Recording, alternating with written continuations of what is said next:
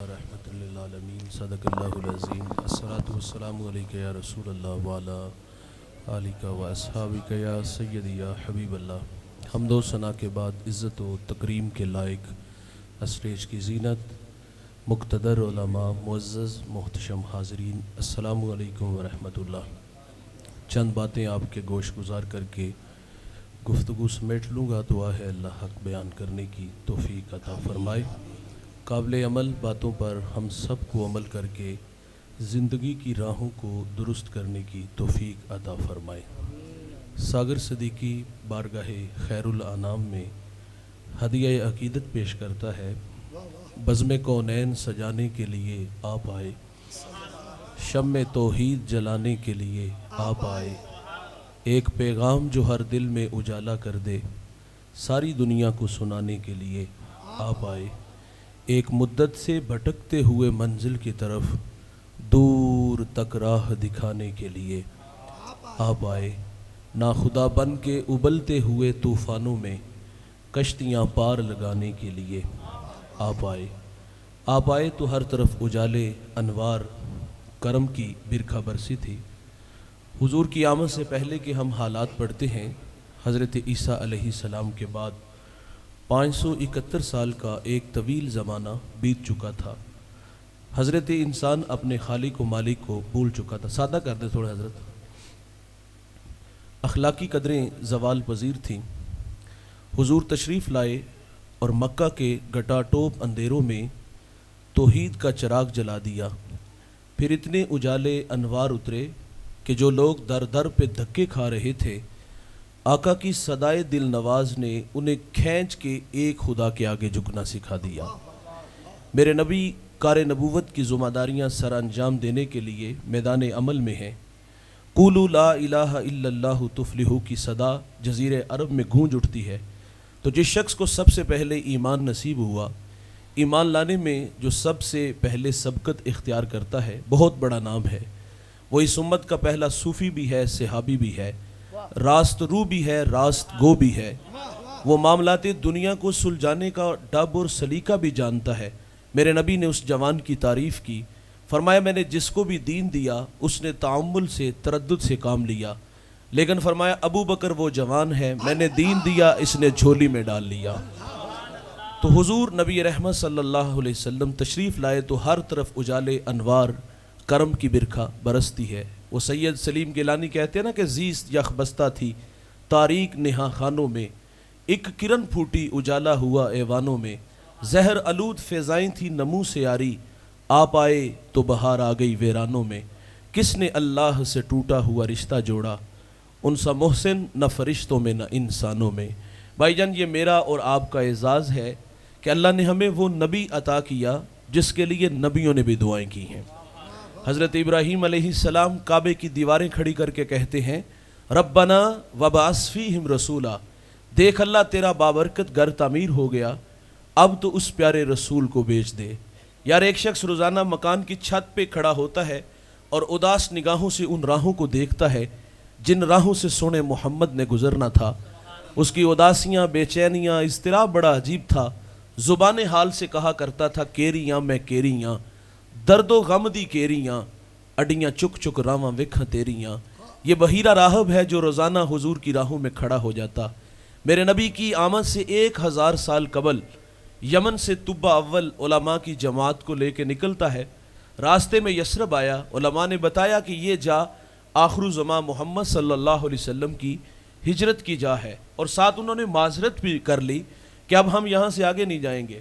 اس نے پھر وہاں علماء کے لیے 300 گھر بنایا اور ایک گھر اس نے میرے حضور کے نام کا بنایا۔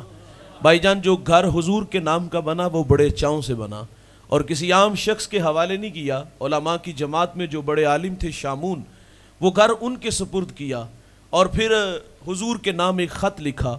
خط کی تحریر بڑی میٹھی تھی کہ میں طبہ اول آپ پر ایمان لاتا ہوں، آپ پر اترنے والی کتاب کی تصدیق کرتا ہوں، حضور میں آپ کا سب سے پہلا امتی ہوں اور مجھے بروز حشر اپنے غلاموں میں شمار فرمائیے گا۔ خط لکھا، احساس ذمہ داریاں کھینچ کے طبہ کو یمن لے جاتی ہیں۔ گزرتے اتنا کہہ گیا کہ میرے پہ ایک مہربانی کرنا کہ اگر حضور میری زندگی میں تشریف لے آئیں تو مجھے ان کے آنے کی خبر دینا، اور اگر حضور میری زندگی میں تشریف نہ لائیں تو یہ خط سنبھال لو، اس کو آگے نسلوں میں منتقل کر دینا۔ طبا چلا گیا، اس شاخ کی بستی حضور کی راہوں میں ڈیرے جما کے بیٹھ جاتی ہے۔ طبا روزانہ وہ راہیں تکتا اور اداس نگاہوں سے ان راہوں کو دیکھتا جن راہوں سے سونے محمد نے، میرے آقا نے تشریف لانا تھا۔ تو طبا بھی اداس کھڑا ہے، ہجر کی آگ میں جلنے لگا، اور اس شاخ کی بستی حضور کی راہوں میں پلکیں بچھائے بیٹھی ہیں۔ بھائی جان 1000 سال کا پھر طویل زمانہ بیت جاتا ہے، حضور دنیا میں جلوہ فراز ہوتے ہیں۔ 53 سال مکہ میں گزارے اور پھر آپ ہجرت کر کے مدینہ تشریف لے آئے۔ طلع البدر علینا کی صدائیں جزیرہ عرب میں جو ہے وہ مدینہ الرسول میں گونج اٹھتی ہیں، اور وہ خط جو 1000 سال پہلے حضور کے نام طبا نے لکھا تھا، مدینہ میں جس شخصیت تک پہنچا وہ مدینہ کا بڑا معتبر صحابی ہے۔ ان کا نام لے تو لہجہ میٹھا ہو جاتا ہے۔ اس صحابی کا اعزاز ہے کہ انہیں حضور کی میزبانی کا بھی شرف ملا ہے۔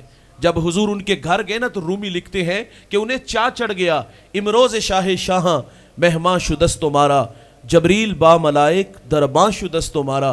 کہتے ہیں آج شاہوں کا شاہ میرے گھر کا مہمان بنا ہے، اور نوریوں کا سردار جبریل میرے گھر کا پہرا دے رہا ہے۔ اس شخصیت کا نام حضرت ابو ایوب انصاری رضی اللہ تعالی عنہ ہے۔ یہ خط ان تک پہنچا، حضور مدینہ تشریف لے آئے۔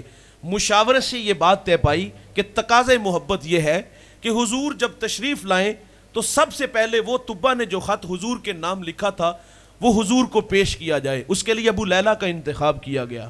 ابو لیلہ سامنے کھڑے ہیں، منظر بڑا خوبصورت ہے۔ حضور دیکھ کر کے فرما دے کیا آپ ابو لیلہ ہو؟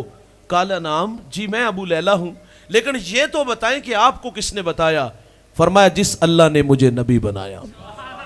پھر پیار کی کہانی چھیڑی کہ 1000 سال قبل میری راہوں میں کچھ دیوانے بیٹھے تھے اور طبا میرے نام پیار چھوڑ گیا تھا۔ حضور فرماتے مجھے طبا کا خط دے دو۔ بھائی جان طبا بھی حضور کی راہوں میں، بحیرہ راہب بھی حضور کی راہوں میں۔ حضرت ابراہیم اللہ کا گھر بنا کے کہتے ہیں ربنا وبعث فیہم رسولا، دیکھ اللہ تیرا بابرکت گھر تعمیر ہو گیا، اب تو اس پیارے رسول کو بھیج دے۔ کتنے لوگ ہیں جو حضور کی راہوں میں کھڑے ہیں۔ میں ایک شخص کا تذکرہ چھیڑنے لگا ہوں، میرا ایمان ہے کہ آپ کے کلیجے ٹھر جائیں گے۔ اس جوان کا تعلق ایران کے مشہور شہر اصفہان سے ہے، اور اس جوان کا نام سلمان ہے۔ والد مجوسی تھا اور اس نے مذہب کی تعلیم بیٹے کو گھر سے دلائی۔ جب مذہب کی تعلیم حاصل کر لی تو پھر والد نے اس کو کھیتی باڑی کے لیے باہر نکالا۔ سلمان کہتا ہے کہ میں جب گھر سے باہر نکلا تو سر راہ عیسائیوں کا گرجا گھر آیا، میرا جی چاہا کہ میں ان لوگوں کی مذہبی زندگی دیکھوں، یہ لوگ کیسے ہیں۔ سلمان کہتے ہیں میں وہاں کافی دیر ٹھہرا رہا اور مرضی سے گھر آیا تو والد بڑے غصے میں تھا اور کہا سلمان اس وقت تک کہاں تھے؟ فرماتے میں نے سچ سچ بتا دیا کہ میں گرجے میں تھا اور مجھے ان لوگوں نے متاثر کیا ہے اور اب اس مذہب کی محبت دل میں رکھتا ہوں۔ سلمان کہتے والد ڈر گیا کہ کہیں یہ مجوسیت کو چھوڑ کر عیسائیت کو نہ قبول کر لے۔ مجھے لوہے کی زنجیروں سے جکڑ دیا گیا، رد عمل کے طور پہ ضد پیدا ہوئی، فیصلہ کر لیا اب یہاں نہیں رہنا۔ سلمان کہتے مجھے سبیل ملی اور میں ملک شام چلا گیا، وہاں ایک عالم سے ملاقات ہوئی، اپنے حالات سے آگاہ کیا کہ اس مذہب کی محبت مجھے یہاں تک کھینچ لائی ہے، شہر کی سرداری کو ٹھوکر مار کے آیا ہوں، میں تشنا ہوں، میری پیاس بجھاؤ۔ سلمان کہتے تا دم آخر جب تک وہ عالم زندہ رہا میں نے اس کی بڑی خدمت کی، اللہ خدمت کا صلہ ضرور عطا فرماتا ہے۔ کہتے جب وہ مرنے لگا تو میں سراپا سوال بن کے اس کے سامنے کھڑا تھا کہ اب جاؤں تو کہاں جاؤں؟ اس نے کہا تو نصیبین چلا جا، وہاں ایک عالم ہے وہ تیری تشفی کرے گا۔ فرماتے میں نے اس کی بھی بڑی خدمت کی۔ جب وہ مرنے لگا تو میں اس سے بھی کہا کہ اب جاؤں تو کہاں جاؤں؟ اس نے مجھے ایک اور جگہ بھیج دیا۔ کہتے میں نے اس کی بھی بڑی خدمت کی۔ اچھا جب وہ مرنے لگا تو میں نے کہا اب کس چوکھٹ کا بیکاری بناؤ گے؟ تو اس نے کہا سلمان بخدا اب میری نظر میں کوئی ایسا شخص نہیں جس کی خدمت میں تمہیں بھیجوں۔ جب یہ بات کی تو دل کی نیا ڈوبنے لگی، اندھیرے چھانے لگے، ایسا لگا کہ دیوار آ گئی۔ اس عالم نے جب ڈوبتی نیا دیکھی تو کنارہ دیتا ہے، کہتا ہے سلمان اب آخر زمان محمد کا زمانہ قریب آ گیا ہے۔ نخلستان دو جلے میدانوں کے درمیان تشریف لائیں گے۔ سلمان کہتے اگر وہ سرزمین پالوں تو اس نبی کو پہچانوں گا کیسے؟ کہا ان کی 3 نشانیاں ہیں، دھیان سے سنیے گا۔ نمبر 1 صدقہ نہیں لیں گے، نمبر 2 ہدیہ قبول کریں گے، نمبر 3 ان کے دونوں کندھوں کے درمیان محاذ قلب پہ مہر نبوت ہوگی۔ کہا سلمان اگر تو وہاں پہنچ سکتا ہے تو پہنچ جا۔ کہتے میں نے رخت سفر باندھا، دوڑ لگا دی، سر راہ مجھے بنی کلب کا قافلہ ملا۔ میں نے ان سے کہا میرے پاس کچھ بکریاں اور گائیں ہیں، یہ مجھ سے لے لو اور اپنی سرزمین تک پہنچا دو۔ فرماتے وہ اس بات پہ راضی ہو گئے، لیکن بڑے ظالم تھے کہ ایک جگہ پہ جا کے انہوں نے مجھے غلام بنا لیا. غلامی بڑی تلخ ہوتی، کہتے بڑے دھکے کھائے. کہتے انہوں نے پھر مجھے ایک یہودی کے ہاں فروخت کر دیا، پھر اس یہودی نے میرا سودا ایک اور یہودی کے ہاں کر دیا. فرماتے اس یہودی کا تعلق حضور کے شہر مدینہ سے تھا. منزل نصیب ہوگی، اب اڈیکنے لگے، ہجر کی آگ میں جلنے لگے. پھر کسی نے آگ کے کان میں سرگوشی کی کہ دیوانے جس کی راہوں میں بیٹھے ہو نا، وہ پیارے محمد دنیا میں جلوہ فراز ہو چکے ہیں. کہتے ہیں پھر میں انتظار کرتا رہا، اور پھر وہ ہمایوں گھڑیاں بھی آئیں، سعادت بخش لمحے بھی نصیب ہوئے. کہتے ہیں میں ایک دن باغ میں تھا اور کھجور کے درخت پہ چڑھا تھا اور اس کی خدمت میں لگا تھا. اچانک میرے مالک کا چچا زاد بھائی آیا، بڑے غصے میں تھا. آ کے کہتا ہے خدا ستیہ ناس کرے، اوس و خزرج کا ایک شخص ادعائے نبوت مکہ سے ہمارے یہاں آیا اور لوگ اس کے گرد جمع ہو گئے. سلمان کہتے ہیں میرے جسم پر کپ کپی طاری ہو گئی، میں نے اوپر سے چھلانگ لگا دی. انجام سے باخبر تھا، سوال کیا نا تو پیٹا جاؤں گا، لیکن نام محمد کی مستی ایسی طبیعت میں چڑھی، انجام سے بے نیاز ہو کے حضور کا تذکرہ دل نواز چھیڑ دیا. آقا پہلے ہی غصے میں تھا، اس نے منہ پہ مکہ مار دیا. خیر فرماتے برداشت کیا، رات کی تاریکی چھائی. سلمان کہتے میں کھانا لے کے حضور کی خدمت میں حاضر ہو گیا. حضور اس وقت قبا میں اپنے غلاموں کے جھرمٹ میں تھے، اور یہ دیوانہ کہاں سے چلا ہے بھائی، کہاں کہاں غلامی کے دھکے نہیں کھائے. آج منزل نصیب ہو گئی، لیکن وہ تین باتیں پیش نظر تھی جو اس عالم نے بتائی تھی. سلمان کہتے کھانا لے کے حضور کی خدمت میں حاضر تھا. میں نے عرض کیا حضور آپ ایک لمبا سفر کر کے مکہ سے ہمارے یہاں یثرب آئے ہیں، اور میرے پاس یہ صدقے کا کھانا ہے اور آپ اس کے حقدار زیادہ ہیں، اس کو قبول فرما لیں. سلمان کہتے حضور نے وہ کھانا خود نہیں کھایا، اپنے غلاموں میں بانٹ دیا. ایک نشانی پوری ہوگی. کہتے میں دوبارہ پھر حاضر ہوا، میں نے عرض کیا حضور یہ صدقہ نہیں ہدیہ ہے، تو میرے نبی نے قبول فرما لیا. دو نشانیاں پوری ہوگی، اب ایک نشانی باقی ہے. سلمان کہتے حضور ایک دن بقیع میں اپنے غلام کی تدفین میں مشغول تھے اور میں بھی وہاں موجود تھا. کہتے میں حضور کے پیچھے آ کے کھڑا ہو گیا، یہ شوق کھینچ لایا کہ آج مہر نبوت کی زیارت ہوگی. کہتے جب میں پیچھے آ کے کھڑا ہوا نا تو حضور نے پلٹ کے میری طرف دیکھا، حیا سے آنکھیں جھکی ہوئی تھی، دل میں محبت کی بچھی کائنات اور اداسیاں میرے رسول نے دیکھی، اور اپنی کمر سے چادر کو اٹھا دیا. جب چادر اٹھائی سلمان فارسی نے آگے بڑھ کر کے مہر نبوت کو دیکھا اور لپٹ کے حضور کے بدن سے اور مہر نبوت کو چومنا شروع کر دیا. آنکھوں میں اتھرو تھے. حضور فرماتے سلمان سامنے آؤ نا اور سناؤ ہمارا پیار تمہیں کہاں سے کھینچ لایا. محبت کی کہانی کچھ یوں کہہ دیتے ہیں، کبھی عرش پر کبھی فرش پر، کبھی ان کے در کبھی در بدر، غم عاشقی تیرا شکریہ میں کہاں کہاں سے گزر گیا. او بھائی سلمان فارسی بھی حضور کی راہوں میں ہے، طبہ اول بھی حضور کی راہوں میں ہے، بحیرہ راہب بھی حضور کی راہوں میں ہے. اللہ کے خلیل اللہ کا گھر بنا کے کہتے ہیں ربنا وبعث فیہم رسولا. دیکھ اللہ تیرا بابرکت گھر تعمیر ہو گیا، اب تو اس پیارے رسول کو بھیج دے. میرا سوال آپ سے ہے، مجھے بتائیے گا بھائی، کیا ہمیں تہجد کے وقت اٹھنا پڑا، ٹھنڈے پانی سے وضو بنانا پڑا، مصلی بچھانا پڑا، پیشانی جھکانا پڑی، منت سماجی کرنا پڑی؟ نہیں یار، ہم سوئے تھے، بخت سولہ نکلا، ہمیں باد صبا کے جھونکوں نے پیغام دیا، مدینے سے آنے والی ٹھنڈی ہواؤں نے سندیسے دیے. آنکھ کھلی، ماحول میں تازگی خوشبو اتنی پھیلی ہوئی تھی. آنکھ کھلتی ہے، گھر والے مسجد سے مؤذن کو لے آتے ہیں اور وہ کان میں چپکے سے پیغام دے جاتا ہے کہ مبارک ہو کہ تم محمد کے غلام بن کر آ رہے ہو. اس بات پہ ہم جتنا بھی فخر کریں وہ کم ہے. وہ نیازی کہا کرتے تھے نا کہ یہ میری خوش قسمتی میں تیرا امتی، یاد ان کی نہ بھولو نیازی کبھی، وہ کہیں امتی تو بھی کہ یا نبی. میں ہوں حاضر تیری چاکری کے لیے، اور فخر کا دل میں دریچہ باز کرنا چاہیے. جن کا تو آقا ہے ان کو ناز کرنا چاہیے. آج میں اور آپ یہاں ناز کرنے کے لیے جمع ہوئے ہیں کہ ہم حضور کے بن کے آئے ہیں، اس نبی کے امتی بن کے آئے ہیں جس کے لیے نبیوں نے بھی دعائیں کی ہیں. حضرت موسیٰ علیہ السلام اللہ سے عرض کرتے ہیں اللہم انی اجدو فی الالواح امتن ہم السابقون الاولون فاجعلہم امتی قال تلک امت احمد. مالک میں نے الواح تورات میں ایک امت کو پڑھا ہے جو آئے گی سب سے آخر پہ، لیکن وہ نمبر پہلا لے جائے گی. اے اللہ وہ امت میری امت بنا دے. تو فرمایا قال تلک امت احمد، فرمایا موسیٰ وہ میرے پیارے احمد کی امت ہے. 9 سوال تھے، آخری بات پہ کلیجے میں ٹھنڈ پڑ جائے گی۔ ایک اور سوال کیا اللہ ایسی امت کو پڑا ہے صدقہ دیں گے، کھا بھی خود جائیں گے، وَيُجَرُونَ عَلَيْهَا، اور اس کا اجر بھی خود لے جائیں گے۔ پہلی امتیں جب صدقہ دیتی تھی تو کیا کرتے تھے؟ صدقے کو پہاڑ پہ رکھ دیتے، آسمان سے آگ آتی اچک کے لے جاتی۔ یہ صدقے کی قبولیت کی دلیل تھی۔ جس کا صدقہ قبول نہ ہوتا وہ وہیں پڑا رہتا، قوم میں شرمسار ہوتا۔ کتنا بد نصیب ہے کہ اس کے صدقے کو اللہ نے قبول ہی نہیں کیا۔ بھائی جان، ہمارا مال حلال کا ہے یا حرام کا؟ ہم نے جائز طریقے سے کمایا یا ناجائز طریقے سے؟ لوگوں کی ہڈیاں توڑی یا خون نچوڑا؟ ہم نے جیسے بھی کمایا ہے یہ ہمیں پتا ہے، قبول وہی ہوگا جو رزق حلال ہوگا۔ حرام کا کروڑوں بھی دیں گے تو قبول ہے۔ پہلی مہربانی یہ ہوئی اللہ نے ہمارے عیبوں پہ پردہ ڈال دیا۔ اور بھائی وہ شرمندہ ہوتے تھے، ہمیں شرمندگی سے بچا لیا گیا۔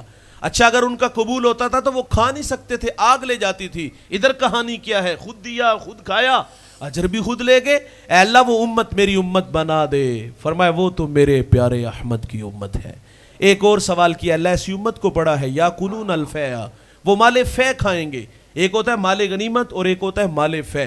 مال غنیمت جنگ کے بعد جو دشمن سے مال حاصل ہو وہ مجاہدین میں بانٹ دیا جاتا ہے۔ مال فے اس مال کو کہتے ہیں جس میں جنگ کی نوبت نہ آئے، دشمن مارے خوف کے ویسے ہی دم دبا کے بھاگ جائے، بغیر مشقت جو مال حاصل ہوتا ہے اس کو مال فے کہتے ہیں۔ کہ ہاں مالک وہ امت میری امت بنا دے۔ فرمایا وہ تو میرے پیارے احمد کی امت ہے۔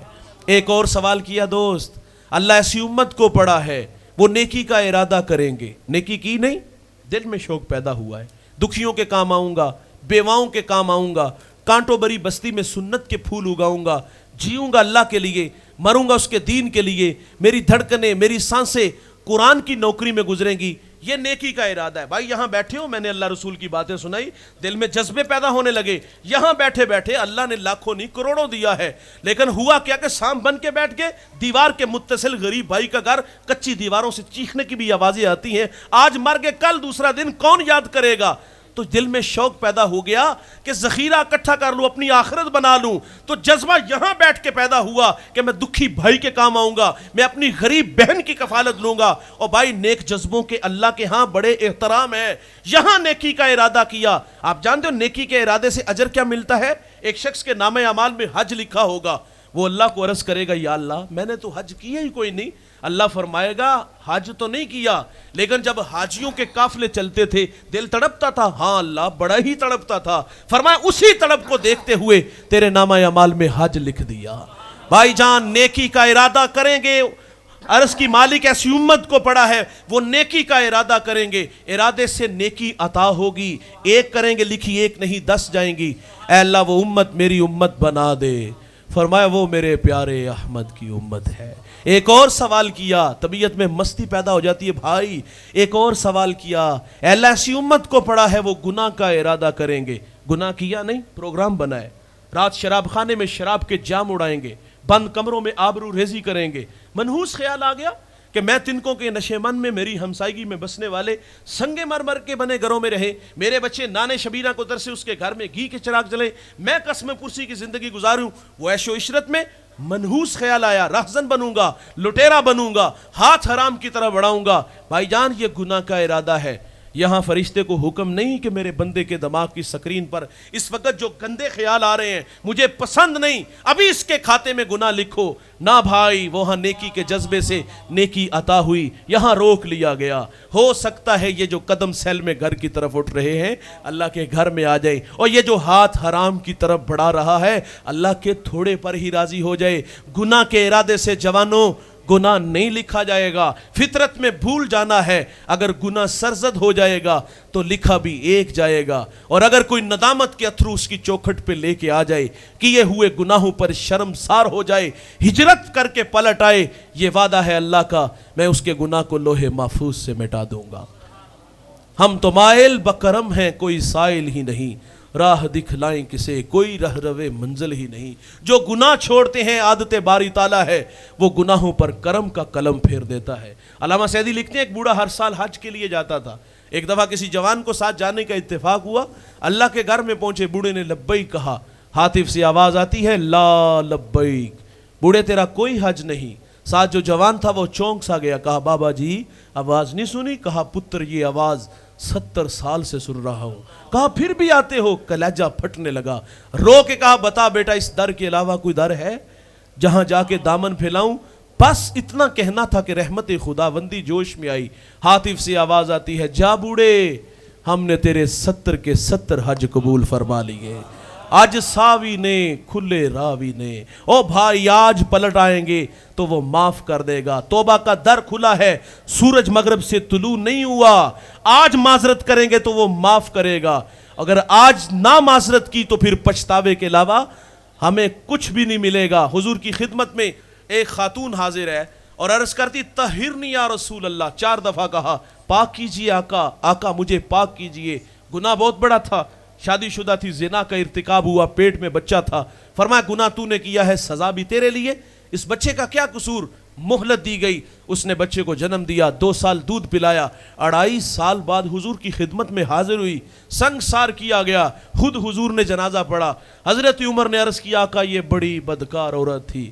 میرے نبی فرماتے عمر اس خاتون نے ایسی سچی توبہ کی ہے، اگر اس کی توبہ کا 10واں حصہ اہل مدینہ میں بانٹ دیا جائے اللہ سب کی مغفرت فرما دے۔ ہاں بھائی کو معافی مانگے گا تو وہ معاف کر دے گا۔ اللہ ایسی امت کو پڑا ہے وہ گناہ کا ارادہ کریں گے، ارادے سے گناہ نہیں لکھا جائے گا، ہو جائے گا تو لکھا بھی ایک جائے گا۔ اے اللہ وہ امت میری امت بنا دے۔ تو فرمایا قال تلک امت احمد، فرمایا موسیٰ وہ میرے پیارے احمد کی امت ہے۔ بھائی جان 9 سوال اور ہر سوال پہ ایک ہی جواب، اور وہ کیا تھا کہ وہ میرے پیارے، وہ میرے پیارے، وہ میرے پیارے، وہ میرے پیارے۔ آخر پہ عرض کرتے ہیں ٹھیک ہے اللہ وہ امت میری نہیں بنانی نہ بنا، مجھے ہی اس محمد کا امتی بنا دے۔ تو پھر ہم کیوں نہ بھائی کہیں یہ میری خوش قسمتی، میں تیرا امتی، یاد ان کی نہ بھولو نیازی کبھی، وہ کہیں امتی تو بھی کہہ یا نبی۔ سیدی مرشدی، سیدی مرشدی، سیدی مرشدی، سیدی مرشدی۔ میں تقریر چھوڑنے لگا ہوں 2-4-5 منٹ میں۔ تو بھائی جان یہ میری خوش قسمتی، میں تیرا امتی، یاد ان کی نہ بھولو نیازی کبھی، وہ کہیں امتی تو بھی کہہ یا نبی۔ بھائی جان 63 برس اس امت میں گزارے ہیں اور ساری زندگی اس امت کو یاد رکھا۔ فضل بن عباس کہتے جب حضور کو مرکز نور میں اتارا گیا نا تو میں نے دیکھا لب حرکت میں تھے، کان قریب کر کے سنا تو حضور اس وقت بھی فرما رہے تھے اے اللہ میری امت کی مغفرت فرما دے۔ میرے نبی پہ جب عذاب کی آیت اتری نا تو رنگ متغیر ہو گیا، آپ مجمع صحابہ سے اٹھے اور باہر چلے گئے۔ صحابہ سمجھے شاید حضور کسی حاجت کے لیے گئے ہیں، تھوڑی دیر انتظار کیا، تشریف نہ لائے تو تلاش کرنا شروع کر دیا، 1 دن 2 دن، حتیٰ کہ تیسرے دن کا سویرا طلوع ہو گیا، ممبر اداس ہے، گلیاں اجڑ گئیں، بلال حبشی مدینے کی گلیوں میں چیخے مار مار کے روتا ہے، سیدہ فاطمہ گھر میں غشی پر غشی آ رہی ہے۔ واصف علی واصف کہتے ہیں شرف مکان کا نہیں ہوتا مکین کا ہوتا ہے، وہ یثرب تھا، بیماریوں کا گھر تھا، لیکن سونے محمد کے قدم لگتے ہیں اللہ مدینے کی خاک میں شفا رکھ دیتا ہے۔ تیسرا دن ہوا صحابہ جنگل میں چلے گئے، میں نے اس جنگل کی زیارت کی، اب وہاں گھر بن گئے، وہاں ایک چرواہا ملا، اس سے کہتے یار اس نام کا کوئی شخص تو نہیں دیکھا؟ اس نے کہا اتنا میٹھا نام تو میں نے سنا ہی پہلی دفعہ ہے۔ ہاں اتنا جان تو وہ سامنے غار دیکھتے ہو جس کا نام جبل صلاح ہے، وہاں ایک جوان ہے جو صبح بھی روتا ہے شام بھی روتا ہے، اور کہتا ہے وہ میری بکریاں دیکھو ہلکا بنائے بیٹھی ہیں، نہ کچھ کھاتی ہیں نہ کچھ پیتی ہیں، وہ روتے ہیں یہ بھی روتی ہیں۔ صحابہ نے پوچھا وہ رونے والا کیا کہتا ہے؟ اس نے کہا جب اس کے لبہائے مبارک کھلتے ہیں تو وہ رب حبلی امتی کی صدائیں دیتے ہیں۔ بے جان جسموں میں جان آئی، صحابہ اندر داخل ہوئے، آنکھیں کیا دیکھتی ہیں کہ میرے نبی کی پیشانی نکیلے پتھر پہ جھکی ہے، اور رو رو کے کہہ رہے اللہ میری امت کی مغفرت فرما دے، اے اللہ میری امت کی مغفرت فرما دے۔ ابو بکر آگے بڑھے، عرض کیا حضور 3 دن جدائیوں میں گزر گئے، مدینہ اداس ہے، بلال مدینے کی گلیوں میں چیخے مار مار کے رو رہا ہے، چلیے اللہ امت کے ساتھ مہربانی فرمائے گا۔ فرمایا اتنی دیر تک ابو بکر سجدے سے سر نہیں اٹھاؤں گا جتنی دیر تک اللہ وعدہ نہیں کر دیتا۔ سیدہ فاطمہ کو خبر ملی، آپ مدینے کی عورتوں کو لے کے اس غار کی طرف بڑھتی ہیں، صحابہ پیچھے ہٹے، آپ اندر داخل ہوئی، عرض کر دیا ابو بیٹی آئی ہے، جگر کا ٹکڑا آیا ہے، جس کے لیے مسند بچھا دیتے تھے فاطمہ آئی ہے۔ حضور بیٹی کو بھی فرماتے پتر فاطمہ مجھے امت کی محبت رلا رہی ہے، سنیے گا دوست دھیان سے سنیے گا۔ سیدہ نے دیکھا حضور سجدے سے سر نہیں اٹھا رہے تو پھر عرض کرتی مالک میں نے سنا ہے جب فقیروں اور درویشوں کی دعائیں مستجاب نہیں ہوتی تو وہ سروں سے پگڑیاں اتار کے اے اللہ تجھ سے بھیک مانگتے ہیں، پھر تجھے اپنے بندوں پہ رحم آ جاتا ہے۔ عرض کیا مالک آج تیرے نبی کی بیٹی فاطمہ جس پر تو نے تطہیر کی آیتوں کو نازل کیا ہے، میں سر سے دوپٹہ اتار کے اپنے بابا کی امت کے لیے اللہ تجھ سے بھیک مانگتی ہوں۔ سیدہ کا ہاتھ ردا کی طرف بڑھا، کوہرام مچ گیا، بادلوں کی اوٹ میں سورج نے منہ چھپا لیا، ایسا لگا قیامت آ گئی۔ رومی کہتے پھر ایک صدا اٹھی، پس ندا آمد ز یزدہ کائے رسول، من دعائے فاطمہ کردم قبول، گر طلب کر دی زمین و آسماں، جملہ بخش دے مشدر یک زماں۔ فرمایا جبریل دیر نہ کرو جلدی جاؤ، میرے نبی سے کہو کہ سجدے سے سر اٹھا لے، ہم نے فاطمہ کی دعا قبول کر لی ہے، جیسے آپ کہو گے ہم امت سے ویسے ہی معاملہ فرما دیں گے۔ محبت عمل کو آسان کرتی ہے جوانوں، محبت دعویٰ عمل دلیل۔ یہ جو نعرے ہم لگاتے ہیں معذرت سے کہوں گا کھوکھلے ہو چکے، خود کو کھینچ کے 2 لمحوں کے لیے اس غار میں لے جاؤ، ایک جانب خود کو کھڑا کرو، ایک جانب محبت کی بچھی کائنات دیکھو، کتنا پیار دیا امت کو، اور ہم نے بحیثیت امت کیا کیا۔ معذرت سے جوان آج اخلاق کھوکھلے، ہم فساد کے کھوکھلے دانے پہ ہیں، ہم جوان ہیں چلتے اکڑ اکڑ کے، بولتے بگڑ کے، مستی ہی مستی نشہ ہی نشہ، یہ ہمارے تیور ہیں۔ 5 وقت حی علی الصلاح کی صدائیں فضا میں گونجتی ہے، کان پہ جو تک نہیں رینگتی، وائز نصیحت کرتا ہے غفلت کی پٹی نہیں اتارتے۔ ہم آخرت کی کہانی چھیڑتے تو لوگ کہتے ہیں مولوی تقریر کول ہی رکھ، شباب ہمیشہ رہے گا، عمر کے سائے نہیں ڈلیں گے، موت کی ہچکیاں نہیں لگیں گی، خدا کی کچہری میں پیشی نہیں ہوگی۔ یہ ہیں ہماری کہانیاں، یہ ہیں ہماری باتیں۔ اور بھائی اعزاز آپ کا، شرف آپ کا، مقدر آپ کا، جن کی راہوں میں نبی کھڑے رہے، آپ کو انتظار بھی نہ کرنا پڑا، آنکھ کھلتے ہی بشارت ملتی ہے کہ محمد کے غلام بن کر آ رہے ہو۔ ہمارے کندھوں پر اس قدر تقاضے بھی بڑھ جاتے ہیں، آئیے ان تقاضوں کو میں اور آپ پیش نظر رکھ کے زندگی کے شب و روز گزارے، تاکہ ہم سے ہمارا اللہ اور ہمارے محبوب راضی ہو جائے۔ یہ میری خوش قسمتی میں تیرا امتی، یاد ان کی نہ بھولو نیازی کبھی، وہ کہیں امتی تو بھی کہہ یا نبی، میں ہوں حاضر تیری چاکری کے لیے، فخر کا دل میں دریچہ باز کرنا چاہیے، جن کا تو آقا ہے ان کو ناز کرنا چاہیے۔